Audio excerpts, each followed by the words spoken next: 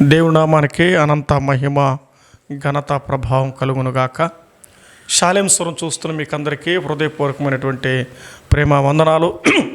అలాగే దేవుని వాక్యం ప్రత్యక్షంగా పరోక్షంగా వింటున్న వారందరూ కూడా ప్రభు పేరట శుభాభివందనాలు. ఈ ఎండ వేడిమిలో దేవుని మాటలు వినడం అంటే ఎలాగుంటుందంటే చాలా ఇబ్బందికరంగా ఉంటుంది. పరిసర ప్రాంతాల్లో వాతావరణ అనుకూలతలు ప్రతికూలతల్లో మనము ఎండవేడిమిని అనుభవించాలి. ప్రభువే దాని సృష్టికి డిజైనర్. దేవుడు కాలాలు ఉంచాడు. వసంతకాలమని, తర్వాత గ్రీష్మకాలమని, శశిర ఋతువు అని ఋతువులు కూడా పెట్టాడు, కాలాలు పెట్టాడు, మాసాలు పెట్టాడు. వీటన్నిటిని మనం భూమి మీద అనుభవించాలి. మంచుకు తట్టుకోలేము, వానగా తట్టుకోలేము, ఎండగా తట్టుకోలేము. ఈ బాడీలు ఏమైపోయిందంటే రోజుకి మనం ఫ్యాన్ లేకపోతే ఒక నిమిషం ఉండలేమండి. ఫ్యాన్గా లేకపోతే మొద్దగా తడిచిపోతాం. అలాగ అయిపోయినాం. ఈ తిరుపతి ప్రాంతాల్లో మనం ఉన్నప్పుడు ఫ్యాన్ లేకపోతే ఉండలేము, ఏసీ లేకపోతే ఉండలేము. అదే రాత్రిపూట పల్లి ప్రాంతాలకు వెళ్ళండి, ఫ్యాన్ అవసరం లేదు, చల్లటి ఏసీ అనమాట. ఇక్కడ ఏసీ ఉండాలి, అక్కడ ఏసీ అవసరం లేదు. ఒక చిన్న టేబుల్ ఫ్యాన్ పెట్టుకొని బయట మంచం వేసుకొని పడుకొస్తే ఎంత ప్రశాంతంగా వస్తుందో. అయితే ఏమైనా దేవుని సన్నిధిలో ఎంత ప్రశాంతత వచ్చినా, ఇటీవల వాక్యం చెప్పినప్పుడు ఒకరికి 100 మంది పిల్లలు సంపాదించిన ఆత్మీయతలో దేవునితో గడపడే బంధం అది ప్రశాంతత కాదని భక్తుడు ప్రసంగ గ్రంథంలో రాశాడు. ఆ మాటలు ఇటీవల వర్తమానం అందించగా దాని గురించి కూడా నాతో మాట్లాడారు. 100 మంది పిల్లలు కలిగి తృప్తి పొందని జీవితం ఉందా అంటారయ్యా అంటే అవును, అటు రాయించాడు. 100 మంది పిల్లలు కలిగారంటే దాదాపు 115 సంవత్సరాల బహుశా వయసు అనుకుంటే అతని జీవితంలో దేవునితో గడపని బంధం అది ప్రశాంతత రాదని రాయబడింది. ప్రభుతో గడిపిన దినం ఇది ఏ దినం అంటే ఇది ప్రభు దినం, ఇది పండగ దినం అని ఒక భక్తుడు ప్రార్థన చేస్తాడు. అయ్యా యేసయ్య, ఆదివారం పండగ దినం, పర్వదినం అన్నాడు. తర్వాత ప్రసంగం అంతా అయిపోయిన తర్వాత నేను అయ్యా ఈరోజు మంచి పలహార దినం మాత్రం కాదని చెప్పాను. నేను పలహారం అంటే వండుకొని తినేది. అయితే దేవుని వాక్యం ఏర్పడుతుంటే ఆ ప్రభు దినానికి మనం విలువ ఇచ్చినప్పుడు మనం ధన్యులుగా మన జీవితం చూస్తాం. రోజంతా మీరు ఏ వ్యక్తిగతమైన జీవితాలు జీవించలేమో, కానీ ఒక రాత్రి 1 గంట దేవుని మాటల చేత దైవ ప్రసన్నత అనిపిస్తే మనం ఎలా అవుతుందో తెలుస్తుంది. కూల్ చేయబడతాం, ప్రశాంతత పొందుతాం, నెమ్మది పొందుతాం, ఆదరణ పొందుతాం.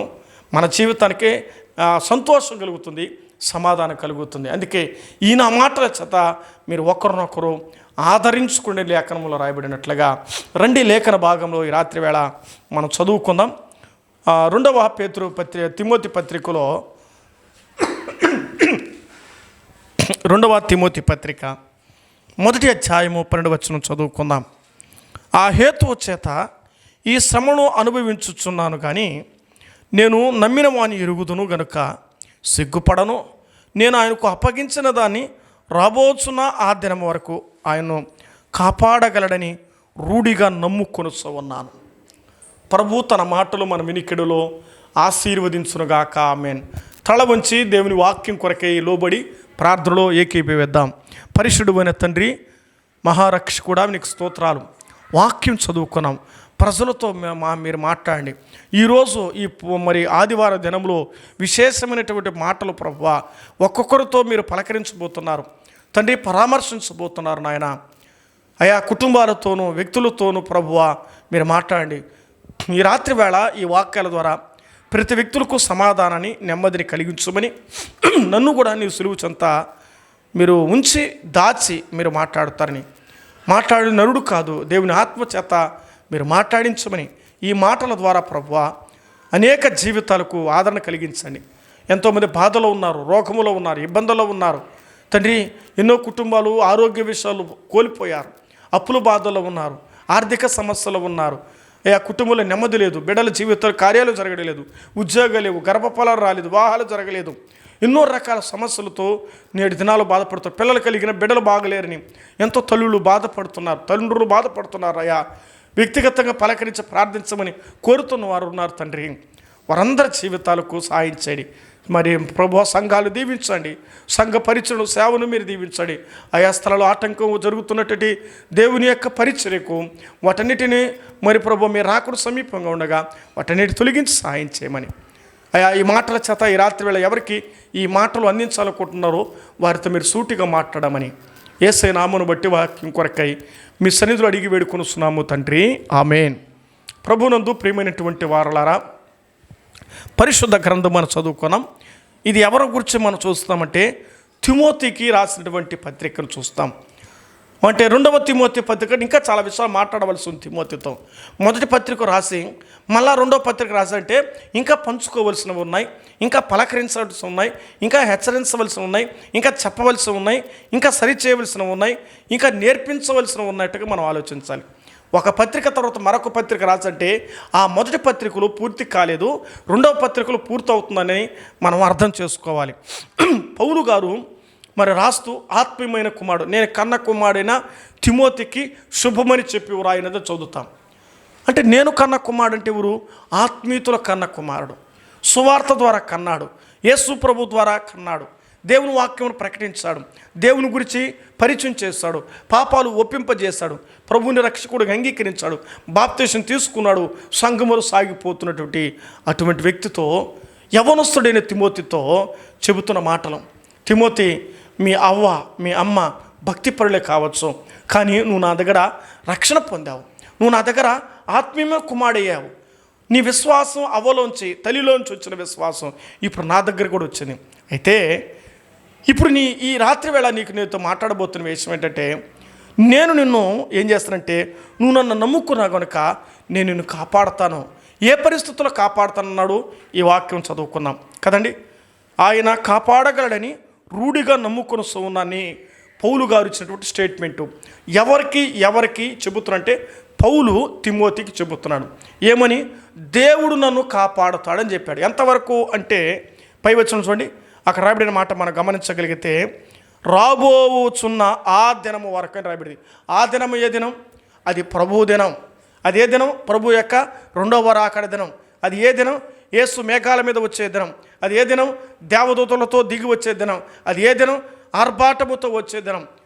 తూర్పున ఉదయించే పరమున హస్తమించే ఒక వెలుతురు ప్రకాశించబడుతున్న దినం. అదే యేసయ్య అటువంటి ఉగ్రత దినం. అది అందుకే కదా పాడతాం, అదే అదే ఆ రోజు యేసయ్య ఉగ్రత రోజు, 7 ఏండ్ల శ్రమల రోజు, పాపులంతా ఏడ్చే రోజు, అదే అదే ఆ రోజు. ప్రభు యొక్క రాకడలో అంతవరకు దేవుడు నన్ను కాపాడతాడని నిరీక్షణతో చెప్పాడు. ఈరోజు ఈ మాట అది ఏమని చెప్పాడు? ఆ హేతువు చేస్తున్నాడు. ఏ హేతువు అంటే ఇప్పుడు 11 వచ్చి నేను చదువుతున్న, జాగ్రత్తగా విందాం. ఆ సువార్త విషయములో నేను ప్రకటించువాడుగాను, అపోస్తలుడుగాను, బోధకుడుగాను నియమింపబడి తిని. గమనించాలి, మనము యేసు ప్రభు పిల్లలుగా నియమించబడ్డాం. యేసు ప్రభు రక్తంలో కొనబడిన వారం, యేసు ప్రభు ద్వారా సంఘములో చేర్చబడిన వారం, యేసు ప్రభు ద్వారా ఒక కాపర కింద ఉండవలసిన వారం, ఒక సంఘానికి ఒక సంఘములో ఉండిన వారం, ఒక సంఘానికి వెళుతున్న వారం, ఒక సంఘ కాపరి దగ్గర మనం మేత మేస్తున్న వారం, లోపలికి వస్తున్న వారం, బయటకు వస్తున్న వారం, దేవునితో జీవిస్తున్న వారం, ప్రభువుని ఆరాధిస్తున్న వారం, ప్రభుతో అంటుకట్టబడిన వారం, ప్రభులో ఎదుగుతున్న వారం మనం. అటువంటిని గురించి రాస్తూ నేను నియమించబడ్డాను. దేనికని? పౌలు తను మాట్లాడుకున్నాడు. ఎలాగైతే విశ్వాసులు నువ్వెవరు? నువ్వు ఒక విశ్వాసి, నిన్ను నియమించుకున్నాడు. అందుకే అన్నాడు, తను ఎందరు అంగీకరించరు అనగా తన నామమందు దేవుని పిల్లడానికి ఆయన అధికారము అనుగ్రహించిన యోహాను సువార్త 1:12 చదువుతాం. అంటే ఇప్పుడు దేవుని పిల్లలు మనం ఎవరు? మనం దేవుని పిల్లలం, దేవుని యొక్క ప్రతినిధులు, ఆయన రక్తధరలో కొనబడినటువంటి సంఘం. ఇలా ఈ పదవులు మనం ఆలోచిస్తే మనం దేవుని పిల్లలమని ఆ సువార్త విషయములను రాశాడు. అందుకే ఆ సువార్త విషయములు నేను ప్రకటించువాడుగాను, బోధకుడుగాను నియమింపబడింది ఆ హేతువు చేత. అది నియమించబడిన కారణం. హేతు అంటే కారణాన్ని బట్టి, నిర్ణయాన్ని బట్టి, ఆ నిర్ణయాన్ని బట్టి, ఆ యొక్క హేతువును బట్టి నేనేమవుతున్నాను? ప్రభు రాకడ వరకు నేను కాపాడబడతానని నాకు నమ్మకం ఉందన్నాడు. ఎవరికి చెప్తాడంటే పౌలు గారు తిమోతి చెప్తాడు. తిమోతి, నేను ఎంతవరకు నేను ఈ శ్రమను అనుభవించుచున్నాను కానీ అన్నాడు. శ్రమల్లో అనుభవిస్తున్నా, పౌలు పడినట్టు శ్రమలు ఎంతంటే కొరింథీ పత్రిక రాయబడుతుంది అధ్యాయాలలో, అసలు ప్రభుమారు ఓడ పగిలిపోయిందట, నడీ సముద్రంలో పడవ పగిలిపోయింది, ఓడ పగిలిపోయినా దేవుడు కాపాడాడు. అర్థమవుతుందా? ఈ రాత్రి వేళ నిన్ను ఎవరేం చేయలేరు. నీ దగ్గరికి శత్రువులు వచ్చినా, నీ దగ్గరికి దురాత్మలు వచ్చినా, నీ దగ్గరికి ఏ వ్యక్తులు వచ్చినా, ఏ వ్యక్తులు నీకు ఏం చేసినా దేవుడు నిన్ను కాపాడుతాడు. ఎంతవరకని? ఆ నమ్మకంతో నువ్వు బ్రతకాలి. ప్రభు రాకడ వరకు నన్ను కాపాడుతని నేను నమ్ముతూ ఉన్నానన్నాడు. ఈ నమ్మకం నీకుంటే పౌలు వలె నువ్వు కాపాడబడతావు. ఈ నిరీక్ష నీకుంటే పౌలు వలె భద్రపరచబడతావు. ఈ యొక్క దృఢ నిశ్చయత నీకున్నప్పుడు అలా నీ భద్రపరచబడతావు. ఎవరి కౌగిలిలో? దేవుని యొక్క కౌగిలిలో. పక్షి తన పిల్లలను తన ఒడిలోనికి, తన రెక్కలలోనికి చేర్చుకున్నట్లుగా కదా, అలాగూ నిన్ను నన్ను ఏం చేస్తాడంటే దేవుడు అలా కాపాడతాడు. ఎంతవరకు అంటే ఆయన రాకడ వరకు. ఒకవేళ మన జీవితాలు ఉన్నంత వరకు, మనం ప్రభుతో జీవించినంత కాలం దేవుడు మనల్ని కాపాడుతాడే మనం నమ్మాలి. మనమే మన నమ్మకలేండి. మనం అంటే మనకు నచ్చకపోతే, మరి మనం అంటే మనకు నచ్చకపోతే ఇంకెవరు తింటారండి? నీ వంట నీకు నచ్చాలి. నువ్వు చేసి నీకు నచ్చకపోతే ఇంకొకడు ఎవడు అంటే వాడు ఎట్టనే తిని, వాడు ఎడన పొడని వాడు కక్కుకొని, లేకపోతే అరుచుకొని, లేకపోతే అంటే ఆలోచించు. నీ వంటే నీకు ఇష్టం లేనప్పుడు నీ దేవుడి గురించి నీ నమ్మకం ఎలా ఉంటుంది? ఆలోచిస్తున్నావా? నువ్వు నమ్ముతున్న దేవుడు, నువ్వు వెళుతున్న దేవుడు రోషం కలిగిన వాడు. ఆయన నేను ఎవరి చేతులకు పంపించేవాడు కాదు. మీరు గమనించండి, తన బిడ్డ పాడవడం, తన బిడ్డ చెడిపోవడం, తన బిడ్డ పత్రం ఎప్పుడు ఏ తండ్రి కోరుకోడు. నీ తండ్రి పరలోకమున్న తండ్రి నీ పట్ల కూడా అదే భద్రత కలిగిన వాడు. మన జీవితాలు మనం ఆలోచించాలి. అసలు దేవుడు మనం నమ్ముకొనుచున్నామంటే ఆయన ప్రేమ ఎంత ఉందో బైబిల్ గ్రంథంలో నేను చదువుతాను. చూడండి, యోహాను మొదటి పత్రికలో నేను ఒక మాట చదువుతాను. 4:16 వాక్యం చూస్తాను రండి. యోహాను మొదటి పత్రిక 4:16 వాక్యం. మన ఎడల దేవునికి ఉన్న ప్రేమ మనం ఎరిగిన వారమై దానిని నమ్ముకొనుచు ఉన్నాం. బా, ఎంత విశేషమైన మాట యోహాను రాస్తాడు. యోహాను ప్రేమను గురించి ఎక్కువ రాశాడు. ఏం కావాలి ఈ దినాలంటే? ప్రేమ కావాలి. ప్రేమ లేకుండా కదా ఈ సమస్యలు. ఇద్దరు కలిసి సంతోషం కూడా నచ్చడం లేదు, ఇద్దరు కలిసి తిరగడం నచ్చడం లేదు, ఇద్దరు కలిసి మాట్లాడుకోవడం నచ్చడం లేదు. ఇప్పుడు ఏమి లేదండి, ఇద్దరు కలిసి మాట్లాడుతుంటే మూడో వారికి ఏమి లేదంటే ప్రశాంతత లేదు. వాళ్ళు బాగుండారే, వాళ్ళు హ్యాపీగా ఉండాలి, వాళ్ళు తిరుగుతున్నారే, వాళ్ళు తింటున్నారే, వాళ్ళు తిరుగుతున్నారే. నువ్వు పెట్టలేవు, నువ్వు ఈలేవు, నువ్వు పోలేవు. నీకెందుకు ఆ కడుపు మంట? నీకెందుకు ఆ బాధ? నువ్వు చేయలేవు, నువ్వు పోలేవు, నువ్వు ఉండలేవు, నువ్వు తిరగలేవు, నువ్వు పెట్టలేవు, నువ్వు ఈలేవు. అలాగైతే ఎదుటివారు తిరుగుతున్నారు, ఎదుటివారు పెడుతున్నారు, ఎదుటివారు ఉంటున్నారు, ఎదుటివారు కలిసి జీవిస్తున్నారు. నీకేం పోయింది? దేవుని ప్రేమలో ఆ వంచన, ఆ ఆలోచన, అటువంటి ఉద్దేశాలు ఉంటే మనం ఎలా బాగుపడగలం? మీరు బాగా ఆలోచించండి. ఒక తండ్రిగా ఒక సంఘములో ఉన్నవారైనా, ఒక కుటుంబంలో ఉన్నవారు ఎలాగంటే, నేనేమైనా పర్వాలేదు, నా బిడ్డ బాగుంటే చాలు, నా బిడ్డ సంతోషం కూడా చాలు. మీరు ఆలోచించండి, క్రిస్మస్ వచ్చిందనుకోండి, బిడ్డలకి బట్టలు ముందు కొనిస్తారు. మనకు లేకపోయినా పర్వాలా, మన బిడ్డలు 10 మందిలో ఎట్లా ఉండాలి? బా, స్టైల్గా ఉండాలి, బా వాళ్ళ కొడుకా, వాళ్ళ కూతురా, బా ఎంత బాగుండారు అని అనిపించుకోవాలి. తల్లి పాత చీర కట్టుకున్న పర్వాలా. ఏమ్మా ఒకసారి అడిగిన, ఏమ్మా ఈ చీర కట్టుకొచ్చినట్టే, మా అమ్మగారు ఒక 5 ఏళ్ళకి ముందు పెట్టారు చీర అని, అది కుట్టిపెట్లా బిడ్డలకి ఎత్తిచ్చేస్తున్నాను, ఆ చీర వేసుకొచ్చేసినాలే. ఇప్పుడు గమనించండి, ఆమె కొత్త చీర కొనుక్కోవాలా, బిడ్డలకు మాత్రం కొత్త తెచ్చేసింది. 4,000, 3,000, 2,000, 5,000 ఎంత ప్రేమో.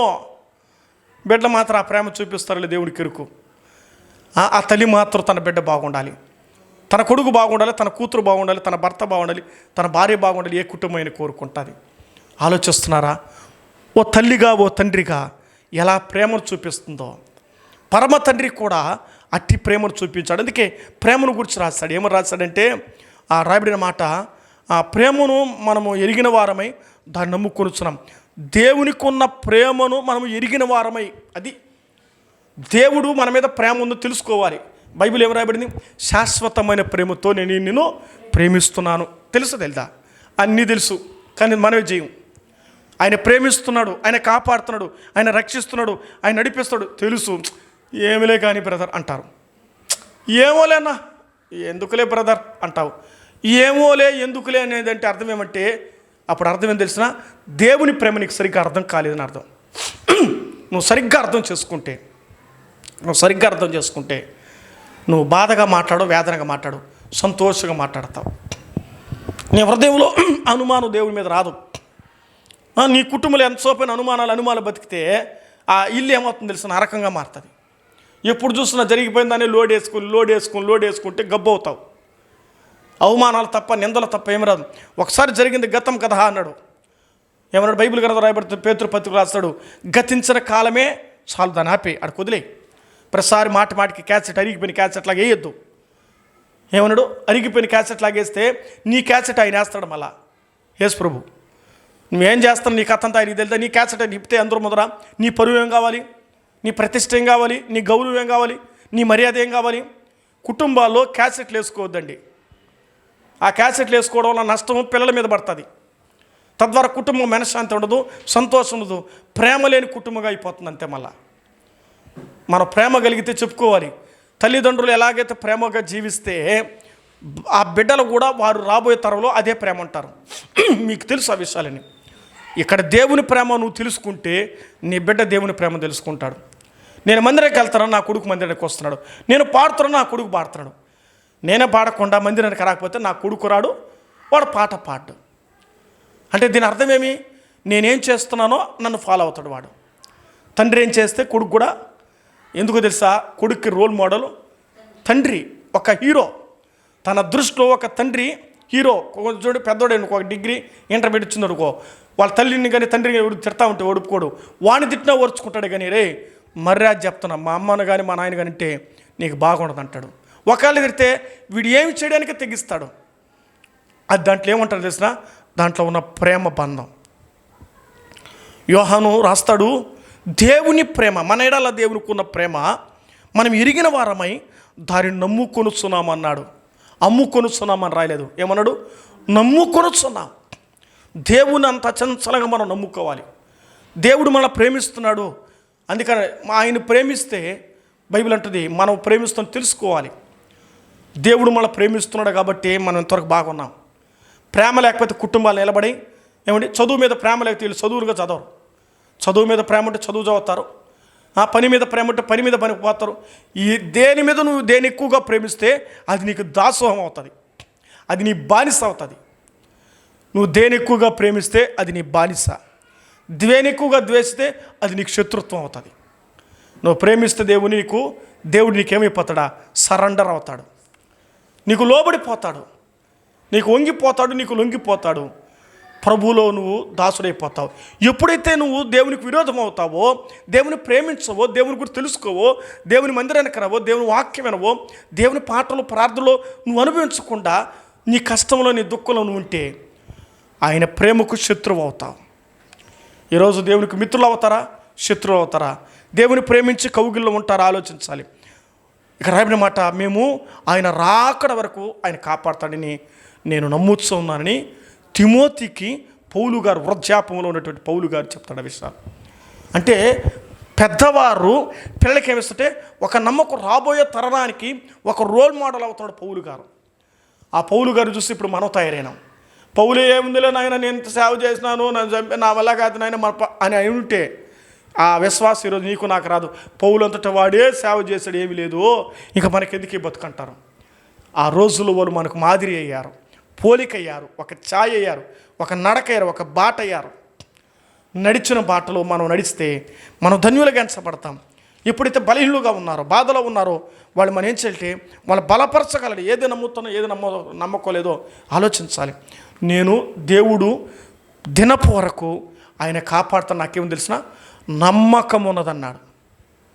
ఈ నిరీక్షణ క్రైస్తవ లోకంలో ఉన్న వారందరూ గుర్తుపెట్టుకోవాల్సిన మాట.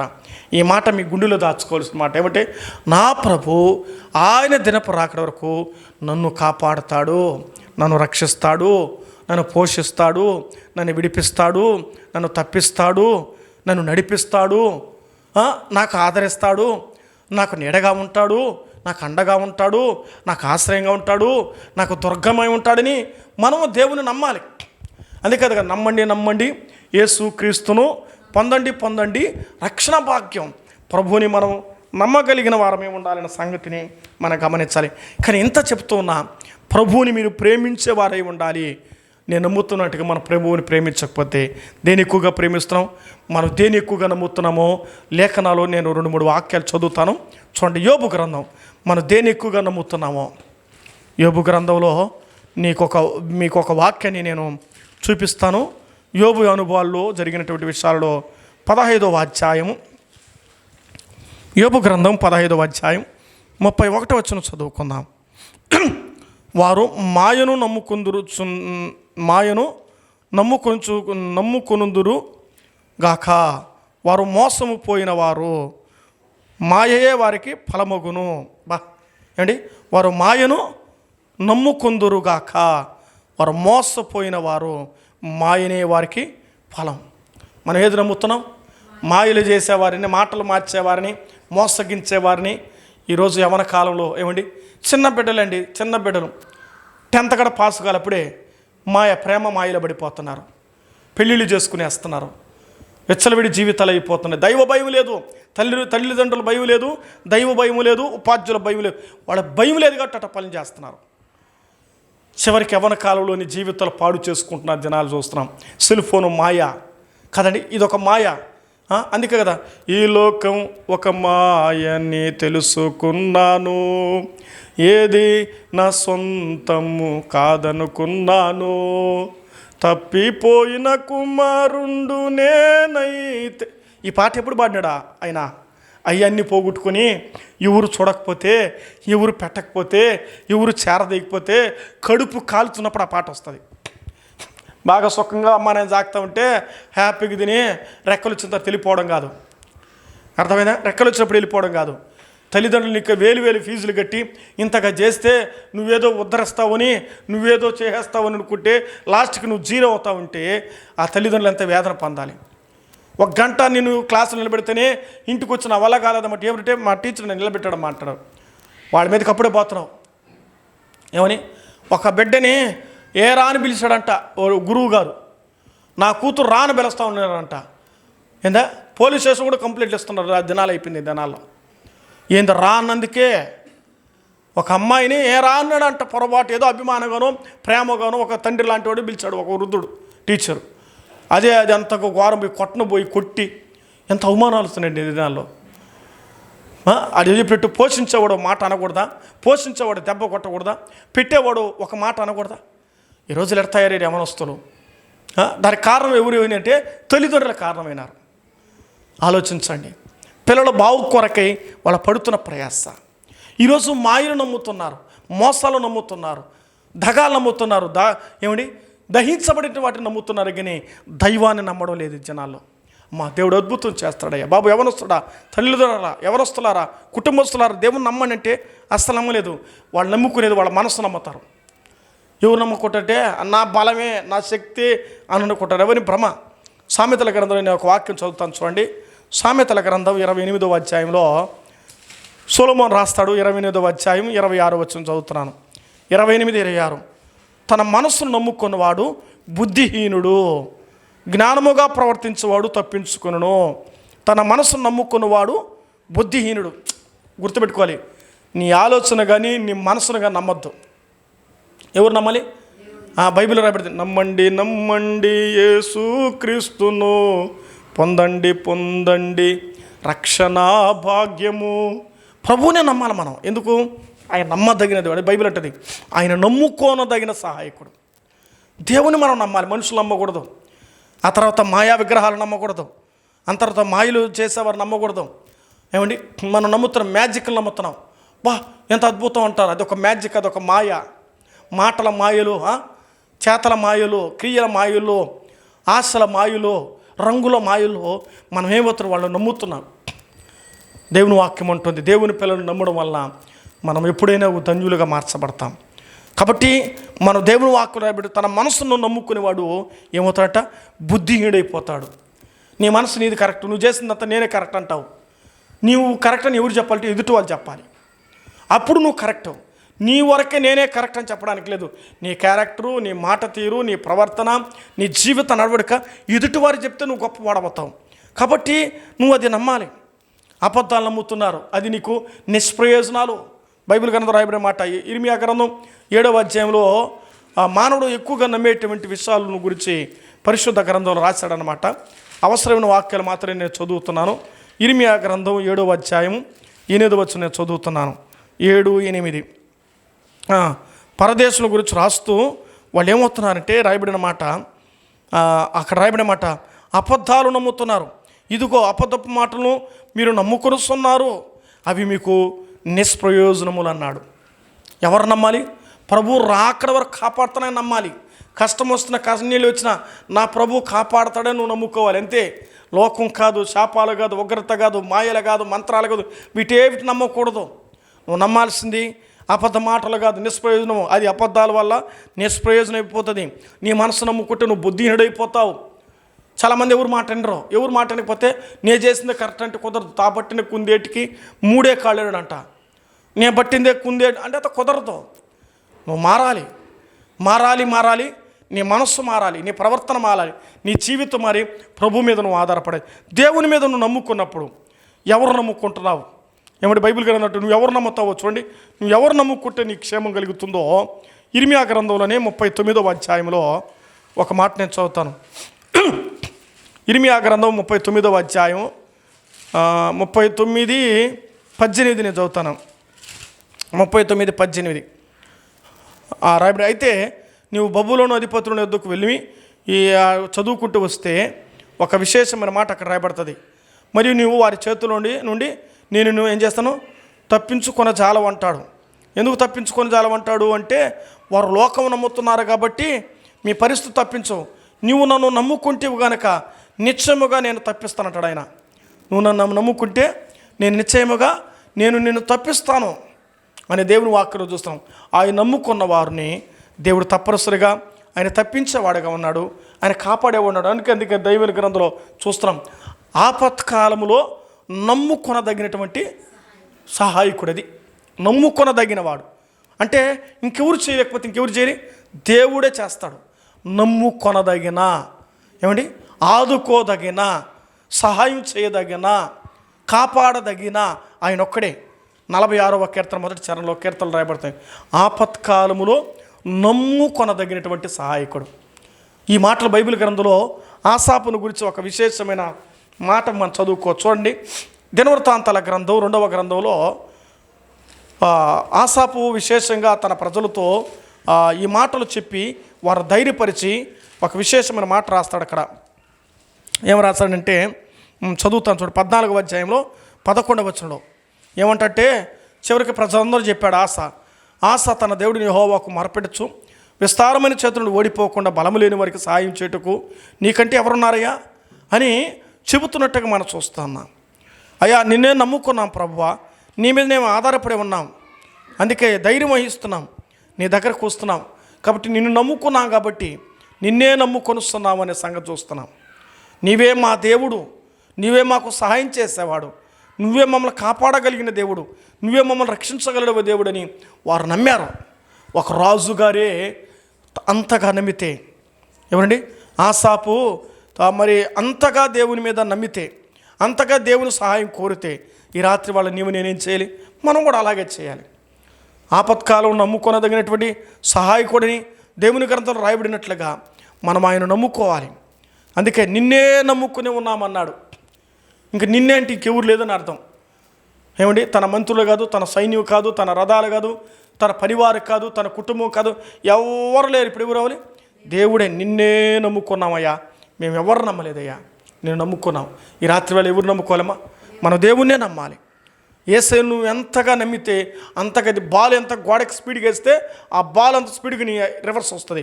నువ్వు ఎంతగా దేవునితో ఉంటే నువ్వు అంతగా ఆశీర్వదించబడతావు. నువ్వు ఎంతగా దేవునితో ఉంటే నువ్వు అంతగా స్థిరపరచబడతావు. అదే దేవుని వాక్యంలో రాయబడిన మాట. మనం ఎంతగా దేవునితో మనం ఉన్నామంటే మనం అంతగా మన జీవితాల్లో స్థిరపరచబడతాం, మనం బలపరచబడతాం. అందుకే మరొక మాట ఇక్కడే నేను చూపిస్తున్నాడు. యెహోషాపాతు 20వ అధ్యాయం 2వ దినవృత్తాంతాల గ్రంథం 20వ అధ్యాయం 20వ వచనం చదువుకుందాం. తెకోవారణ్యమునకు పోయి వారు పోవచ్చుండగా యెహోషాపాతు నిలబడి, యూదావారులారా, యెరూషలేము కాపురస్తులారా, నా మాట విని మీ దేవుడిని యెహోవాను నమ్ముకుని అప్పుడు మీరు స్థిరపరచబడదురు. ఏమవుతాం? మనం దేవుని నమ్ముకుంటే స్థిరపరచబడతాం. ఆ మాటలో మనం అదే చేద్దాం. దేవుని నమ్మితే మనం ఏమవుతాం? యెహోవాను నమ్ముకోండి, మీరు సహాయకుడిగా ఉంటారు. యెహోవాను నమ్ముకోండి, మీరు తప్పించబడతారు. యెహోవాను నమ్ముకోండి, మీరు స్థిరపరచబడతారు అన్నాడు. మనకేం కావాలి?